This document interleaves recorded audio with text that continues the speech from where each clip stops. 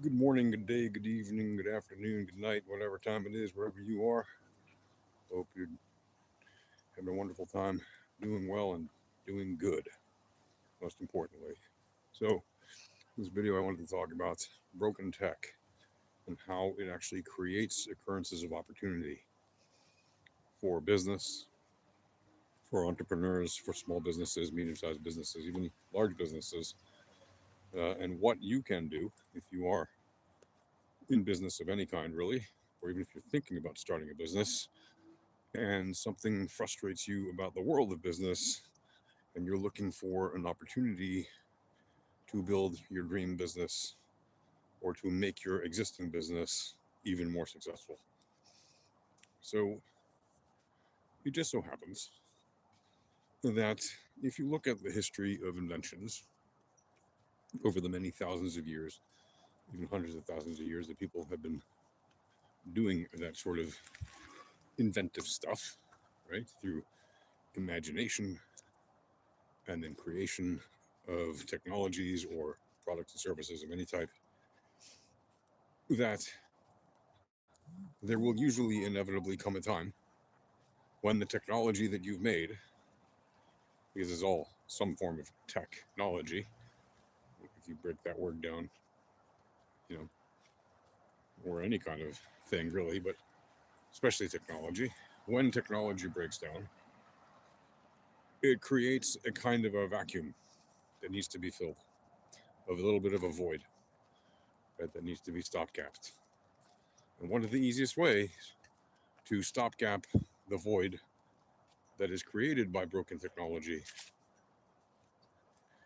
is quite literally to look for the occurrences of opportunity where the technology has failed. And how do you do that? Well, say for instance, you used to be in um, the bicycle industry, right?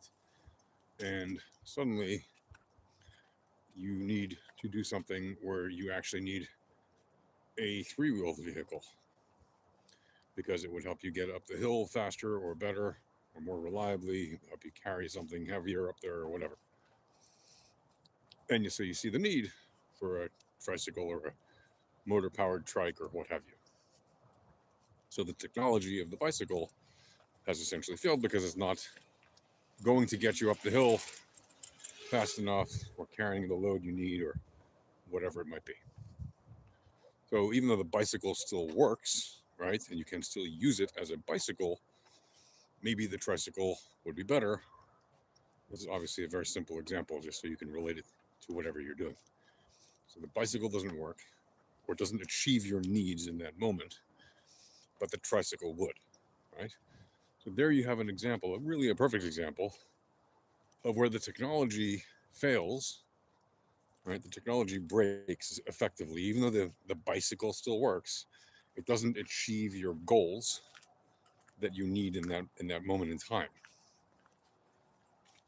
And when it doesn't achieve your need in that moment in time, you turn to look at is there an occurrence of opportunity, right? If there is, then you can basically imagine how can you get beyond the stumbling block. And obviously, before the motor powered tricycle, or trike as they call them, was invented, motorcycles and bicycles, hello there to you, motorcycles and bicycles would have been the solution to riding up the hill or whatever. And then you see, well, hang on, if I add an extra wheel to the back of the bicycle and separate the distance between them and basically create a platform of three wheels, I have much more stability. I can go up and down hills more easily and carry heavier objects. What? Okay. So you people really write weird things on YouTube. Are you a robot? Because it's like the kind of thing a robot would say. So then you see that the tricycle offers a technology that is superior to the bicycle for your specific needs because it's more stable, right? So let's say you need to deliver something on the other side of the hill, and you don't want it to shake around from left to right because it might damage it. Okay, So the way you do that is you build a more stable platform like a tricycle. Right? At some point, you realize that technology works great. And then all of a sudden, you get to a point where now you need to carry much heavier things for some reason because you have to go up several hills, up and down, and you need even more stability than a tricycle, which is actually a very stable platform. In fact, one of the most stable, right? Still, you want more stability. Okay, how can you do that? Now you get to a point where the tricycle or the trike is not stable enough. Right? Do we need technology to achieve our goals? I'll get to that in a minute, Mustafa. So you see that the technology of the tricycle is not sufficient to get you over the multiple hills and keep your objects safe and sound and from bouncing up and down and whatnot. So go back to the drawing board and you come up with a quadricycle, right, or a motorcycle with four wheels, or a quad as people call them very often, right? And then you basically have invented a new version, right, of a wheeled vehicle to go up and down multiple hills while maintaining even more stability in theory than the tricycle or the trike. Now, of course, this is a very simple example just so you can relate to it, but it's really, you could do this with any business, right? You could say, okay, let's say I have a business that, well, you know what, before I get into that example, do we need technology to achieve our goals, Mustafa? Not necessarily. It depends what your goals are, to answer the question in brief. Sometimes, yes, we do need technology, but sometimes no. It really depends on your goals and your context. Context matters. I always say that because it's very true. You guys, in business as in life, context matters. Right? In professional relationships, professional interactions, professional engagements, just as in personal ones, context is extremely important. Right? Details matter. Context matters. Why? Kevin Gonzalez asked, "Why is it dark? Are you in some faraway country?" Well, to me, I'm not in a faraway country. I'm in Israel. I'm American, but I'm also Israeli, and I live in Israel, and it is evening here, or now, past sunset. So, yeah, it's like after 7 p.m., and it is dark at this time of year. In the summertime, it's still bright and sunny at this time, but at this time of year, it is dark. Is Bro a Viking? Well, I am actually. Well, here, let's see. Who's this? KK Gaming asks if Bro is a Viking. KK Gaming. I am Odin, the All-Father, the god of all the gods. And I am joking. But yes, people have asked me that before. Bro is Kratos from GOW. I don't know what Kratos from Grau or Gao or GOW is, but whatever. Thank you for the comment. By the way, guys, if you're in this video, watching this video, please like and subscribe and hit the bell notification and share and comment and do all that good stuff so YouTube can share me out to other people into the YouTube universe. I really appreciate it. Technology is just a tool, Mustafa writes. I think we don't need technology because it wasn't available to people in their time, yet they succeeded in things we haven't succeeded in now. Mustafa, that really depends what you mean by the word technology, doesn't it? Because even in the time of cavemen, we had technology. What is technology? It is literally any advancement that people make, or that's beings, even otters and beavers use technology. They take stones in order to smash open oysters, for example. That's technology, right? Human beings took flint, stone, and metal and banged them together, right? Like iron, pieces of rocks that had iron in them, ferrous rocks, and banged them against flint rock in order to make sparks, in order to start fires. That is literally technology, right? Many people call that the dawn of technology, right? When humans learned to control fire. Well, how do they learn to control fire? Well, first fire appeared by lightning, right? And by volcanoes erupting. Well, then how did we learn to control it? Well, we learned to control it by, burning something that would last a long time on fire, like a big piece of wood, and keeping that fire lit and keeping the embers always lit. It was always important to have some lit embers with you until we learned to not just maintain the lit embers, but even to put out the fire and turn it back on again at will. by using technology like a flint and a rock, right? Or a flint and a piece of metal, rather. So that's all technology is. Technology is just any invention that people or animals create in order to improve their lives by using something that isn't necessarily just, falling out of the manna from heaven, so to speak. It's something that you do with knowledge, right? And that you engineer effectively to work. And you can say, well, how did you engineer flint and steel? Well, you're engineering it by thinking of taking one thing and using another thing and putting them together and performing a certain action, like banging them together over a particular thing, like kindling, and in order to create a spark that would catch on the dry kindling and set it alight and make it a fire, thus producing for you heat and fire and protection and a weapon and all these kind of things, right? Letting you boil water or other liquids or cook things and, uh, grill things or whatever, right? Bake things. It doesn't matter. A fire is used for, you know, barbecuing, whatever, put the meat on the fire, et cetera, right? So that is technology, right? Creating paint, right? Taking dyed powder or powdered what do you call it? Colors from flowers, right?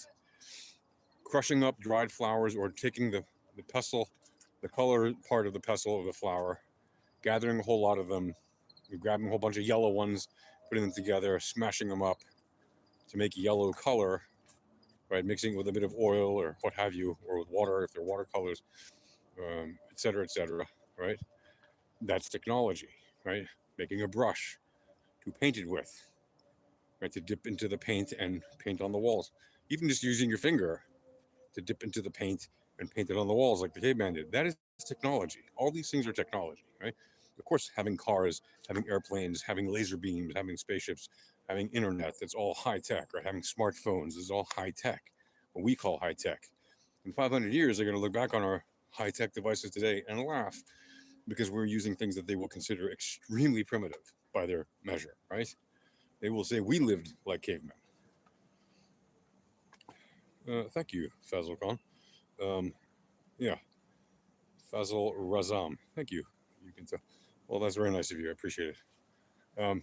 Yeah, so that is technology. And that is what I mean by anything that you use, which is tech, which at some point will inevitably fail to meet your immediate goals, creates for you an opportunity, right, to essentially invent a new solution or to discover and use a new solution, even if it's to reuse, repurpose, whatever, implement an existing solution that is done in an innovative way that creates for you a business opportunity. For example, right, many companies in the 1990s tried to basically invent a better version of email.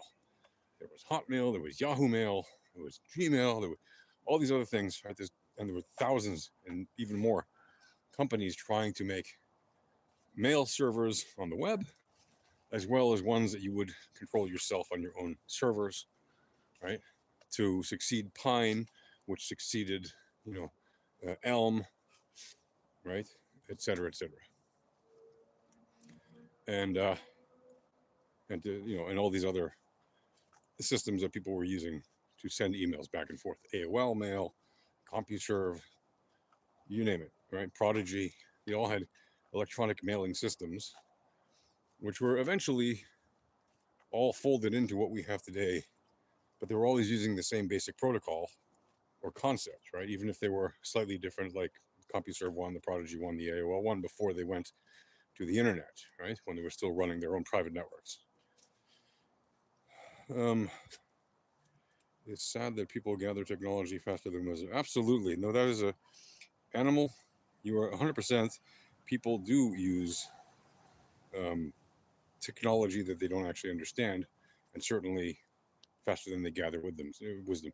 Technology always advances faster than the average norm of distribution for one very simple reason, right? Because the norm of distribution, when it comes to intelligence and wisdom, is not on the higher end of the normal distribution by definition, right? Therefore, the people who are the smartest and the wisest and have the best skills and opportunities to create new technology will always be ahead of the pack and always be ahead of the curve in terms of creating something, learning something, teaching something, disseminating something, taking advantage of something, while the rest of the people in the distribution will be essentially playing catch up, right? So that's how that goes, and that's for any new technology. The norm of distribution is always going to be years, if not decades, behind what the rest of the people are doing on the cutting edge, right? The top 1%, or if you want to call it that, of the brainiacs of the world who actually invent all the new tech. Any advice for young men in their 20s? Sure, learn, keep learning. Be humble, be modest, do good. The 20s are a great time to be experimenting and to be discovering, that's for sure. And as a young person, if you are in business or in any kind of venture where you are leading an organization, building an organization, contributing to an organization, being in your 20s is an amazing time. Normally, because you can still afford to make a lot of mistakes without it costing you too much, right? You're still not at the point in life when you're in your 20s where if you make a mistake, it's going to wreck you for many years, if not decades, if not the rest of your life.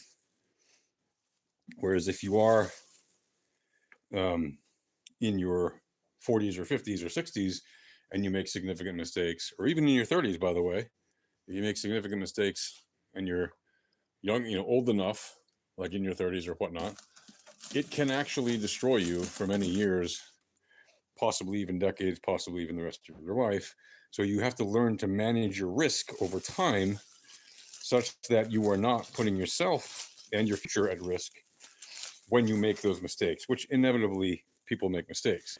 So kind of your 20s is the time to get your mistakes out of the way. It's also the time to make sure that any demons you have lingering from like your childhood are out of the way. Like you don't want to be in your 30s dealing with childhood demons like, oh, I didn't have the perfect childhood and I'm upset about it. And now I'm going to use that as an excuse to basically be an abject failure the rest of my life, right? You don't want to do that. You want to make sure all your demons, whatever unpleasantness may have happened to you as a child or a teenager, is put aside and dealt with when you're in your 20s at the latest, right? Some people never have any, and they're blessed, and God bless them. Most people have at some point some kind of demons, right? And when they do, it is very important for those people to really deal with those issues properly and get them done and dealt with so that they don't interfere with your quality of life. And that typically does happen to people when they're in their 20s, meaning you get over those things normally in your 20s. Most people, by the time they're 30 years old, have dealt with the vast majority of their demons. Now, that does not mean that everybody deals with their demons in their 20s, but most people do. And the very simple reason that most people deal with that in their 20s is simply because, in your 20s, like I said, you have a lot of room to still make mistakes, and people do. And you have a lot of room to make corrections, and people do, right? So by that same measure, when you make those mistakes and you make those corrections, you're setting yourself up for a much better time in your 30s and later on in life. And that is exactly why, right, that I recommend that you spend the time in your 20s, to make sure that you clean out the cobwebs, so to speak, and don't let yourself be essentially a kind of victim, right? Do not allow yourself to be victimized by your youth, right? Maybe you had a terrible youth, maybe something, I don't know what happened, it happens to a lot of people, right? So I'm not going to assume what may or may not have happened to you, but a lot of people suffer in their 20s or in their teens or in their childhood. It happened, unfortunately. It happens to a lot of people. One of the best ways to ensure that it does not happen to you is very simply, you can't control what happened to you when you were a kid, right? But you can control making sure that you don't get stuck as a permanent victim when you are reaching the age of your 20s and later, right? Best way to do that is to be a little bit disciplined about it, make an effort about it, right? Demand some kind of demand of yourself, yeah? Some kind of accountability so that you do not basically just end up making yourself into a permanent victim. Because being a permanent victim is not going to get you what you want unless you're literally a masochist who just wants to live your life as a victim. And I can tell you, there are a lot of masochists in the world. There are a hell of a lot of masochists in the world, right? Especially in certain fields, like anything to do with gambling, big risks. There's a lot of masochists in those fields for a lot of reasons, right? But because the whole no risk, no reward thing, so there's a lot of masochists in that respect. But that said, yeah, you don't want to be one of those people. Generally speaking, if you want to be successful in life, it's kind of hard to be successful if you're playing victim all the time, right? So don't, right? Easiest way to not be a victim all the time is to simply refuse to be a victim all the time. Easiest way to do that is to make sure you prepare yourself for your 30s and 40s and later in life as young and as early as you can, right? Then the younger you know this, the better. If you're a kid still not even 10 years old and you know this information, congratulations, you've had amazing parents, and good for you and great for them for teaching you, right? So the same goes, by the way, for business, right? And for business occurrences, right? Occurrences of opportunity, as I call them. If you are in business and a bad thing happens to your business, rather than playing eternal victim, right? Immediately go about your way to find solutions. Now, granted, there are going to be times when solutions are going to be harder to find than at other times. There are going to be times when solutions are much easier to find than at other times. It really depends on the context, as I said a million times now, right? So seek the solutions actively and make an effort to create them so that you're not a perma-victim, right? That's how you do that. What does this say here? Yes, I agree with you 100%, but I'm referring to ancient figures like Albert Einstein. Albert Einstein is not ancient, man. He was alive in the last century. He was alive not long before I was alive. Isaac Newton, also not ancient. He invented calculus not that long ago, and discovered all kinds of wonderful things. And by the way, he did that when he was in his young 20s, even. Like by the time he was in his young 20s, he had achieved an amazing amount of things while he was very young because he was a particularly brilliant person. People in future generations will not need to study or learn because no, people will need to study and learn because we are human beings. We are cognitively predisposed to want to learn more stuff and develop more stuff. We are creative people, generally speaking. It's in our nature to be competitive and inventive, right? How do we keep developing things? We're not just going to rely on robots to develop everything for us. That would be, as the youth say, hella boring. If you just trusted robots to invent everything for you, would you bother to create anything? How interesting would your life be? It wouldn't be. Like, what if you want to be a singer in your life? What are you going to have the robots sing for you? I know robots can sing nowadays, but if you have the passion to sing, why wouldn't you continue singing? Why wouldn't you continue inventing new music? Right? It's crazy to think, oh, we're just going to assign everything to robots. Sure, we may assign a lot more things to robots than we already do, which is a lot more than we used to. But there's always going to be a need for every person to be creative and contributing to their society. Now, of course, there are going to be people who can't contribute, and there are going to be people who don't want to contribute. But those aren't going to be ever the leading cutting edge people who develop the new things that humanity and the world around us will benefit from, right? Hold on. Right? There will always be new problems to solve. And robots, as much as they can be useful, can't necessarily and they certainly can't yet be truly creative on their own. We don't have general artificial intelligence yet. Are you a hypocrite? Do you know Jesus before you say something else? I don't know what you're talking about. SNBCR. Everyone does hypocritical things. That's part of life. And I don't see why you have to bring religion into this. But hey, man, if you love Jesus, God bless you. Enjoy it. Shalom from Israel. You know, Jesus was from here, and he was a Jew, just like me, and he was a rabbi. First of all, 30s is still young, just like 20s. There's no big difference. No, there's a big difference between your 30s and your 20s. If you're not in your 30s already, just wait till you get there. It is a very big difference, right? For example, a little anecdote, you might find it funny. It's also very true. A lot of people, until they're in their 30s, sometimes they get sick or something hurts them or they break something or they get some kind of condition and they go to the doctor and the doctor says, don't worry about it. Here, take these 2 pills and call me in the morning if you're not feeling better or whatever. Here, put this on and in another week you should be all fine. And if not, call me, but you'll probably be fine. So good on you. Then you get to your 30s, you go to the doctor with the same exact condition that you might have had in your 20s or teens. And the doctor says, okay, well, now you have this. And you say, well, what do you mean now I have this? And they say, well, now from now on, you have this condition. What do you mean I have this condition? No, like you have this permanently. It's get used to it. Like suck it up, deal with it. You are now afflicted with this condition for the rest of your life. Right? That is a very common occurrence for people in their 30s. Does it happen to everyone? No. Does it happen to a lot of people? Yes, absolutely. It happens to a lot of people. A lot of people get those conditions, unfortunately, from birth or from very young age. And I hope that has not happened to any of you watching this video, but it does happen statistically, right? There are a large number of people who are afflicted with terrible medical conditions in their life. And it is very sad, but it is also just statistically the norm of the law of large numbers, right? There will always be some people doing better and some people doing worse in every aspect of life, including health.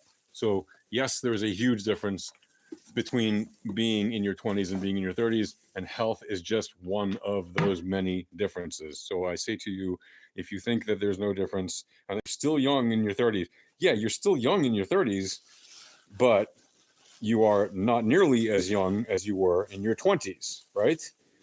Somebody who's 30 years old is quite literally 50% older than somebody who's 20 years old.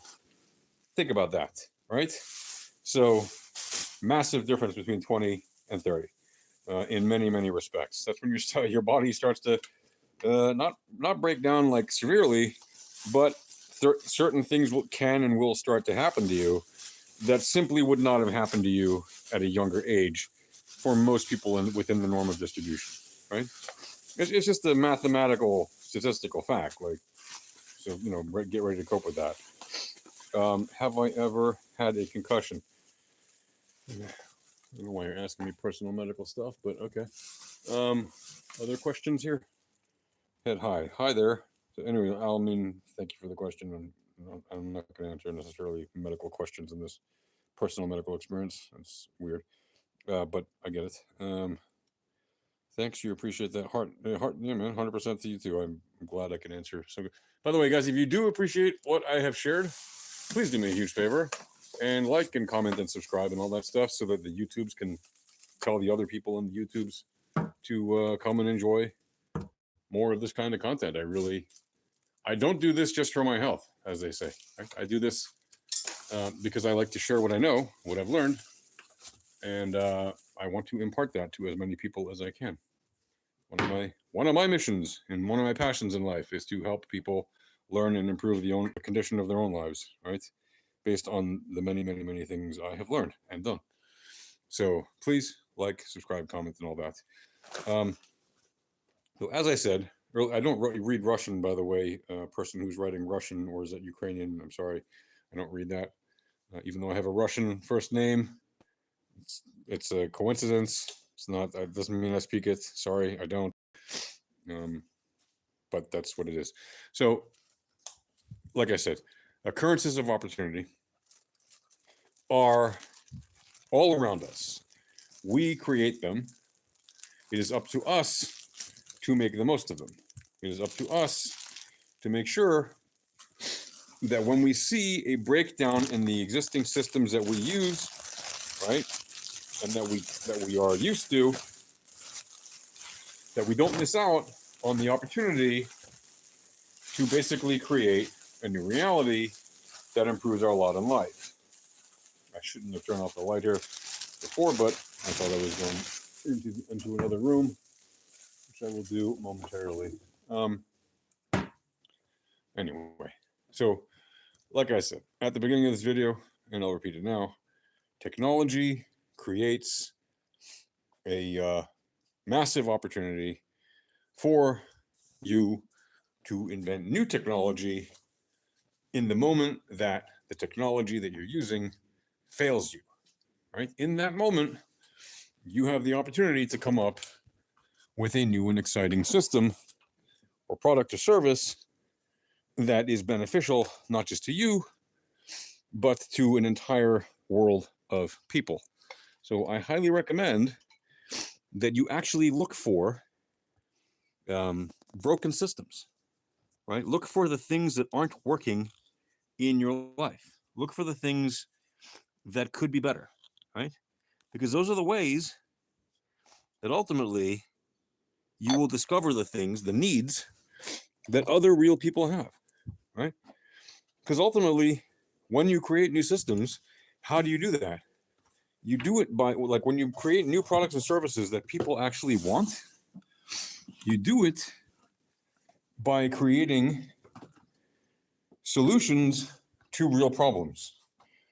Once you have an actual real problem to solve, you are immediately on the road and the path to long-term success if your actual product and service actually meets and solves a problem, right? By the way, if you're ever wondering, like, well, gee, how can I don't even know what's wrong?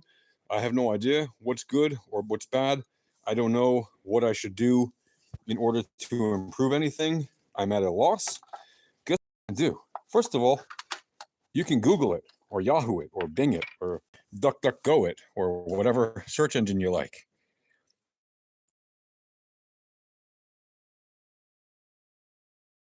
Large language generative in order to make it more popular, in order to make it catchy, right? So how do you think they came up with the term generative AI instead of just calling them large language models, right? They came up with that term just like they came up with the name open AI, which is a misnomer because it isn't open and it's not really AI, but it's a name given to appeal to more people and testing, which is exactly the same method that you should use and develop anything that involves any kind of creativity, problems that don't have solutions, and come up with solutions for them, right? And then you can create a solution for any one of those problems.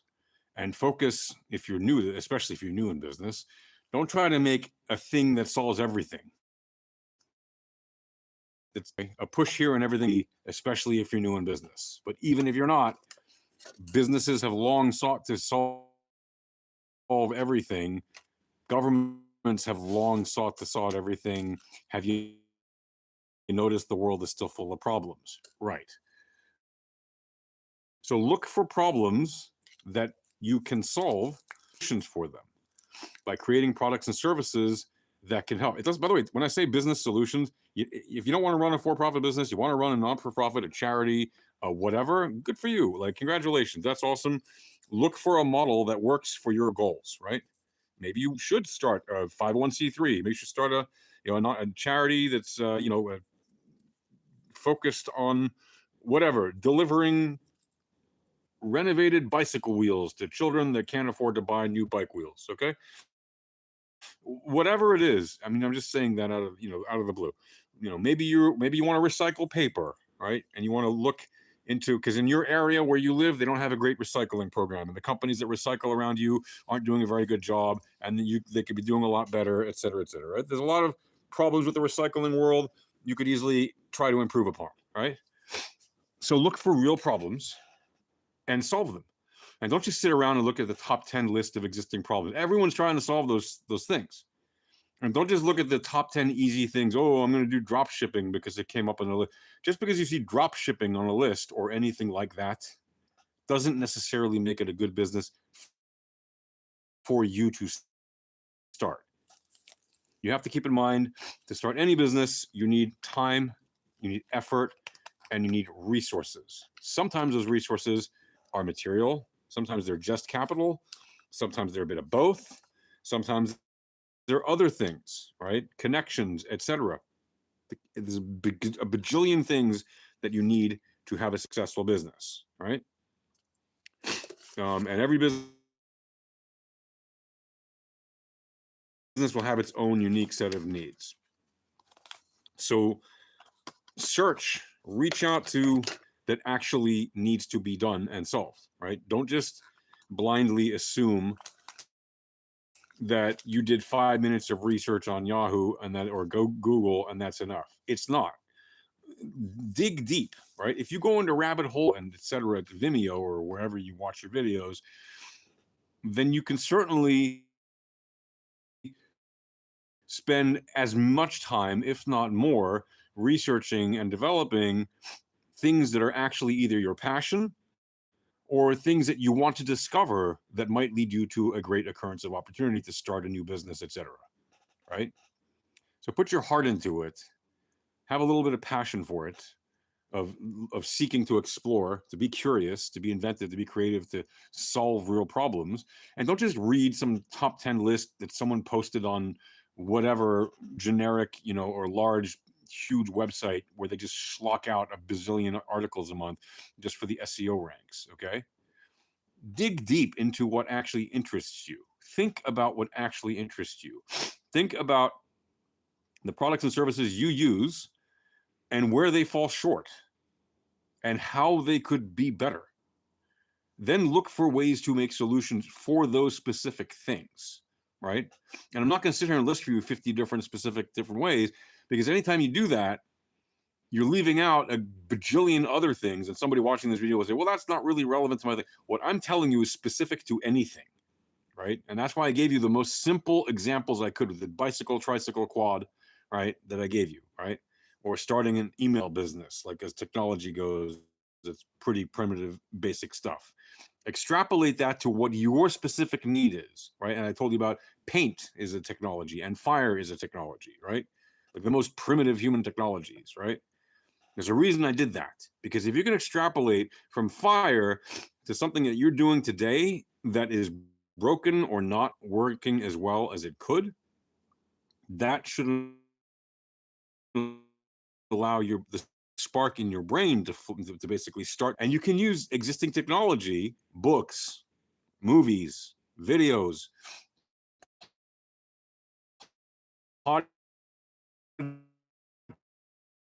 podcasts, websites, Pilot and Gemini and Claude and Perplexity and on and on and on and on, to discover better ways to do the things that you already do. Get in that flow. Once you're in that vibe and you're finding the way forward, you already have a leg up on the competition. So that's going to do it for now, folks. I really appreciate you being here. Again, like, comment, subscribe, share, hit the bell notification. I really appreciate you guys being here. You're awesome. If you have any more comments or questions, please leave them in the comments below this video. And until next time, I hope you do well and I hope you do good. Peace. Shalom from Israel.